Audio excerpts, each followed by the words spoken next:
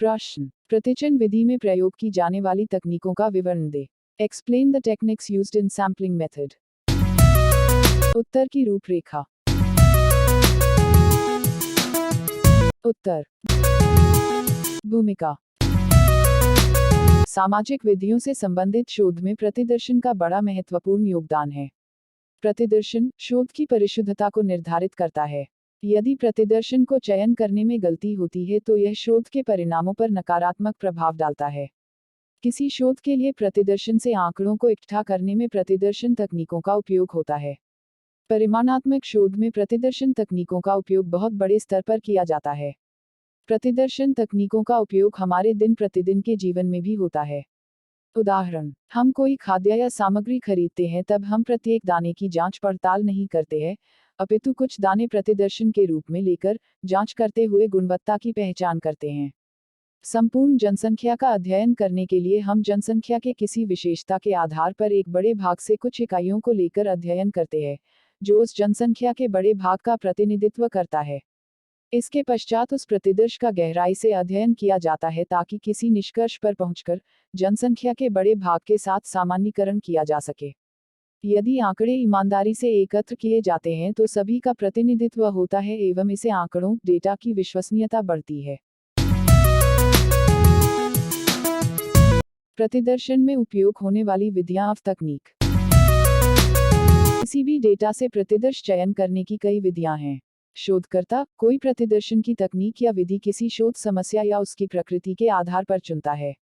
मुख्यतः प्रतिदर्शन तकनीकों को दो भागों में वर्गीकृत किया गया है: संभावित प्रतिदर्शन, गैर संभावित प्रतिदर्शन। दोनों में सिर्फ एक भिन्नता यह है कि प्रतिदर्शन का चयन संभावित या गैर संभावित प्रतिदर्शन तकनीक द्वारा किया गया है। संभावित प्रतिदर्शन यह एक ऐसी तकनीक है जिसमें किसी जनसंख्या के प्रत्येक इकाई का प्रतिदर्श में चयन होने की समान संभावना होती है, इसलिए इसे यादृच्छिक प्रतिदर्शन भी कहा जाता है। यह विधि बिना पक्षपात के प्रतिदर्श के चयन की गारंटी देती है। उदाहरण, किसी अध्ययन करने वाली जनसंख्या के प्रत्येक व्यक्ति के नाम पृथक चिट बनाई जाती है और एक एक करके चिट को संपूर्ण चिटों के ढेर से चयन किया जाता है। जब तक प्रतिदर्श का पूर्ण चयन न हो जाए, प्रतिदर्श के यादृच्छिक विधि द्वारा किया गया चयन बहुत हद तक शुद्ध होता है, जो किसी प्रतिदर्श के पक्षपात पूर्ण होने की संभावना को बहुत कम करता है। साधारण यादृच्छिक प्रतिदर्शन। इस विधि से किए गए प्रतिदर्श के चयन में किसी भी जनसंख्या के प्रत्येक इकाई और व्यक्ति के चयन की समान संभावना होती है।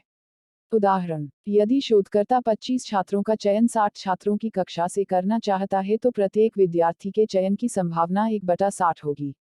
सभी तरह के प्रतिदर्शन के चयन की तकनीकों में सहायता यादृच्छिक प्रतिदर्शन उत्तम मानी जाती है। इस तकनीक में प्रत्येक इकाई को चयन का समान अवसर प्राप्त होने के साथ साथ किसी भी तरह के पक्षपात से स्वतंत्र होती है।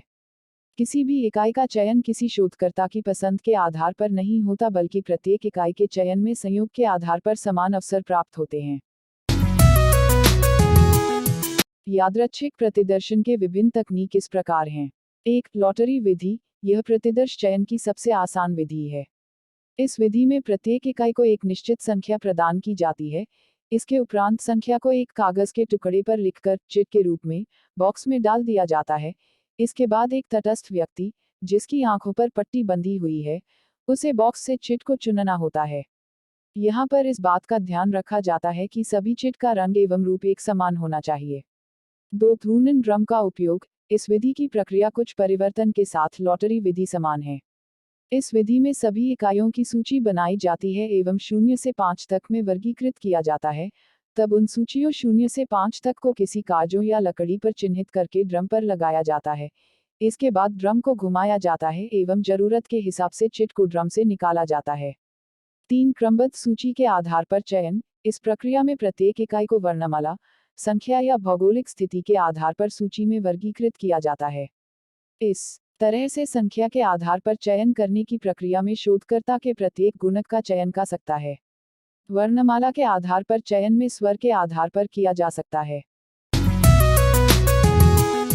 प्रतिदर्श का चयन करते हुए सावधानी रखना अति आवश्यक है। यादृच्छिक प्रतिदर्श का चयन करते हुए शोधकर्ता को इस बात का ध्यान रखना चाहिए कि प्रतिदर्श संपूर्ण जनसंख्या का प्रतिनिधित्व करता हो। प्रतिदर्श का चयन करते हुए निम्नलिखित बातों का ध्यान रखना अति आवश्यक है। शोधकर्ता को उस जनसंख्या की विभिन्नताओं के बारे में संपूर्ण जानकारी होनी चाहिए जिसमें प्रतिदर्श का चयन किया जाना है। शोधकर्ता को उस क्षेत्र एवं जनसंख्या की संपूर्ण इकाइयों की संख्या की भी जानकारी होनी चाहिए, जिससे प्रतिदर्श का चयन सही हो। जिस जनसंख्या से प्रतिदर्श का चयन करना है, उस जनसंख्या में कुछ विशेषताएं समान होनी चाहिए, अर्थात समजातीयता होनी चाहिए। यदि प्रतिदर्श एवं जनसंख्या दोनों बहुत ही भिन्न है तो प्रतिदर्श जनसंख्या का वास्तविक प्रतिनिधित्व नहीं कर सकता है। इकाइयां आपस में एक दूसरे पर निकट नहीं होनी चाहिए, अन्यथा यादृच्छिक प्रतिदर्शन संभव नहीं होगा। स्तरीय प्रतिदर्शन। जब जनसंख्या समान विशेषताओं के आधार पर उपसमूहों में विभाजित होती है तो इससे स्तर बनता है। एक स्तर के अंतर्गत समूह समजातीय होते हैं लेकिन दूसरे स्तर के समूह से विषम जातीयता रखते हैं। जब प्रतिदर्शन का चयन प्रत्येक स्तर से यादृच्छिक चयन द्वारा किया जाता है तब यह स्तर प्रतिदर्शन कहलाता है। इस विधि का उपयोग करने से पहले शोधकर्ता को जनसंख्या के बारे में संपूर्ण जानकारी होनी चाहिए जिसमें शोधकर्ता आसानी से उपसमूहों का निर्माण कर सके। इस विधि का उपयोग यादृच्छिक एवं इच्छित चयन दोनों में होता है। सबसे पहले शोधकर्ता संपूर्ण अध्ययन की जाने वाली जनसंख्या के उनकी समजातीय विशेषताओं के आधार पर विभिन्न उपसमूहों में वर्गीकृत करता है एवं इसके बाद उपसमूहों से इकाइयों का चयन यादृच्छिक चयन विधि द्वारा करता है। इसलिए इसे एक मिश्रित विधि माना जाता है। इस स्तर विन्यास का निर्माण समूह को कुछ विशेषताओं के आधार पर बनाकर उनसे इकाइयों का चयन यादृच्छिक चयन विधि द्वारा किया जाता है। उदाहरण, यदि शोधकर्ता किसी शहर के निवासियों के व्यय पर शोध करने के लिए आंकड़ों का संग्रह करना चाहता है तब वह इस विधि का उपयोग कर सकता है। पहले शोधकर्ता शहर के निवासियों को विभिन्न पेशे के आधार पर विभिन्न उपसमूह बनाता है, फिर यादृच्छिक रूप से प्रत्येक उपसमूह से इकाइयों का चयन करता है। स्तर विन्यास की प्रक्रिया। अध्ययन की जाने वाली जनसंख्या का उपसमूहों में विभाजन बड़ी सावधानी से किया जाता है जिससे स्तर विन्यास की प्रक्रिया में सफलता मिल सके। इस विधि में निम्नलिखित बिंदुओं पर ध्यान दिया जाना चाहिए। 1. शोधकर्ता को अध्ययन की जाने वाली जनसंख्या एवं उसके उपसमूहों की जानकारी बहुत अच्छे से होनी चाहिए जिसमें शोधकर्ता उपसमूहों का निर्माण समान विशेषताओं के आधार पर कर सके। 2. प्रत्येक स्तर अपने आप में एक बड़ा समूह होना चाहिए जिसमें शोधकर्ता इकाइयों का चयन यादृच्छिक आधार पर कर सके। 3. अध्ययन करने वाली जनसंख्या को उपसमूह में विभाजित करते समय इस बात का ध्यान रखा जाना चाहिए कि प्रत्येक उपसमूह अपनी कुछ विशेषताओं के रहते दूसरे उपसमूहों से भिन्न होना चाहिए। 4. प्रत्येक समूह से इकाइयों का चयन यादृच्छिक चयन करते हुए इस बात का ध्यान रखना चाहिए कि प्रत्येक समूह से इकाइयों का चयन पूरी जनसंख्या के समानुपात में होना चाहिए। उदाहरण, यदि अध्ययन किए जाने वाली जनसंख्या 10,000 है जिसमें व्यापारी वर्ग की कुल इकाई 30% है तब व्यापारियों के समूह से कुल प्रतिदर्शन की 30% इकाइयां अवश्य होनी चाहिए। यदि शोधकर्ता दी गई सावधानियों को रखते हुए स्तरीय प्रतिदर्शन की तकनीक से आंकड़ों का संग्रहण करता है तब शोध के सफल होने की संभावना बहुत अधिक हो जाती है। गुच्छ प्रतिदर्शन। जब अध्ययन किए जाने वाली जनसंख्या को वर्गों या समूह में विभाजित किया जाता है एवं वर्गों या समूहों का चयन यादृच्छिक चयन द्वारा किया जाता है तब यह गुच्छ प्रतिदर्शन विधि कहलाती है। इन गुच्छों का निर्माण आयु, लिंग और भौगोलिक परिस्थिति के आधार पर होता है। गुच्छ प्रतिदर्शन विधि निम्नलिखित विधि को अपनाती है। एकल स्तरीय गुच्छ प्रतिदर्शन विधि। इस विधि में प्रतिदर्शन के लिए जनसंख्या के सभी वर्गों का चयन होता है। द्विस्तरीय गुच्छ प्रतिदर्शन। पहले स्तर पर वर्गों का चयन यादृच्छिक विधि से किया जाता है एवं बाद में प्रत्येक वर्ग से इकाइयों का चयन यादृच्छिक विधि से किया जाता है। क्रमबद्ध या व्यवस्थित प्रतिदर्शन। प्रतिदर्शन की इस विधि में इकाइयों का चयन यादृच्छिक चयन के बजाय व्यवस्थित रूप से किया जाता है। सबसे पहले सभी इकाइयों को क्रम में व्यवस्थित किया जाता है। इसके बाद इस तरह से चयन किया जाता है कि प्रत्येक इकाई को चयन होने का समान अवसर प्राप्त होता है। बहुस्तरीय प्रतिदर्शन।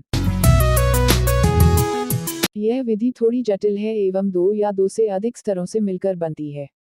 इस विधि से प्रतिदर्शन का चयन करने के लिए अध्ययन करने वाली जनसंख्या को समान विशेषताओं के आधार पर विभिन्न समूहों और वर्गों में वर्गीकृत किया जाता है। इसके पश्चात शोधकर्ता या कर्ता या करती है विभिन्न स्तरों पर समूहों एवं उपसमूहों का चयन यादृच्छिक रूप से किया जाता है।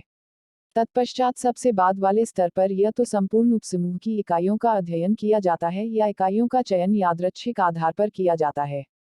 उदाहरण के तौर पर शोधकर्ता एक देश को राज्यों में, राज्यों को जिलों में, शहरी ग्रामीण जैसी समजातीय विशेषताओं के आधार पर स्तर बनाते हैं। इस सब के बावजूद शोधकर्ता इस विधि का उपयोग बहुत अधिक नहीं करते हैं। शोधकर्ता इस विधि द्वारा इकाइयों की कई स्तर पर चुनते हैं। उदाहरण के लिए यदि शोधकर्ता महाराष्ट्र में प्रति हेक्टेयर उपज की जानकारी चाहते हैं, तब पहले स्तर पर शोधकर्ता कुछ जिलों को यादृच्छिक रूप से चयन करते हैं। दूसरे स्तर पर प्रत्येक जिले से कुछ गांवों को यादृच्छिक रूप से चयन करते हैं। तीसरे स्तर पर प्रत्येक गांव से कुछ क्षेत्रों को यादृच्छिक रूप से चयन करते हैं। तत्पश्चात चयन किए गए जिलों के चयनित गांवों के प्रत्येक चयनित क्षेत्रों से उपज की जानकारी लेकर शोध करते हैं। इस तरह के शोध में समूहों एवं उपसमूहों की संख्या विशेषज्ञों की राय से बदली जा सकती है। उदाहरण, महाराष्ट्र, जिला स्तर 1, गांव स्तर 2, गांव का छोटा क्षेत्र स्तर 3। गैर संभाव्यता संभावित प्रतिदर्शन। प्रतिदर्शन चयन की यह विधि यादृच्छिक चयन विधि पर निर्भर नहीं करती है। यह शोधकर्ता की चयन की योग्यता पर निर्भर करती है। इस विधि पर आधारित चयन के बाद शोध के परिणाम कई बार पुनर्तः निष्पक्ष नहीं हो पाते क्योंकि चयनित इकाइयां अध्ययन की जाने वाली जनसंख्या का प्रतिनिधित्व पुनर्तः नहीं कर पाती है। यह विधि गैर यादृच्छिक प्रतिदर्शन विधि भी कहलाती है। इस विधि के अंतर्गत अध्ययन करने वाली जनसंख्या के प्रत्येक इकाई का चुने जाने का समान अवसर प्राप्त नहीं होता है। इसलिए हम कह सकते हैं कि प्रतिदर्श अध्ययन करने वाली जनसंख्या का प्रतिनिधित्व नहीं करता है। यहाँ पर शोधकर्ता द्वारा किसी व्यक्ति को इच्छानुसार भी चुने जाने की संभावना होती है। सामान्यतः इस विधि का उपयोग परिकल्पना बनाने हेतु गुणात्मक शोध, केस अध्ययन एवं प्रारंभिक अध्ययन किया जाता है। इस विधि का उपयोग खासतौर पर तब किया जाता है जब शोधकर्ता की रुचि संपूर्ण जनसंख्या का अध्ययन करना नहीं होता है। कई शोधकर्ता इस विधि को इसलिए पसंद करते हैं चूंकि इस विधि में आंकड़ों का संग्रह आसान एवं कम खर्चीला होता है। सुविधानुसार प्रतिदर्शन। प्रतिदर्शन की यह विधि गैर संभाव्यता प्रतिदर्शन की एक प्रसिद्ध विधि है, जिसके अंतर्गत शोधकर्ता किसी प्रतिदर्श का चयन इसलिए करता है कि वह प्रतिदर्श शोधकर्ता को आसानी एवं सुविधा से उपलब्ध हो जाता है। स्तर प्रतिदर्शन।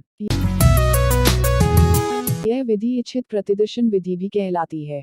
यह विधि शोधकर्ता को प्रतिदर्शन के चयन की पूर्ण स्वतंत्रता देती है। इस विधि में अध्ययन किए जाने वाली जनसंख्या से इकाइयों का चयन करके उनका अध्ययन किया जाता है।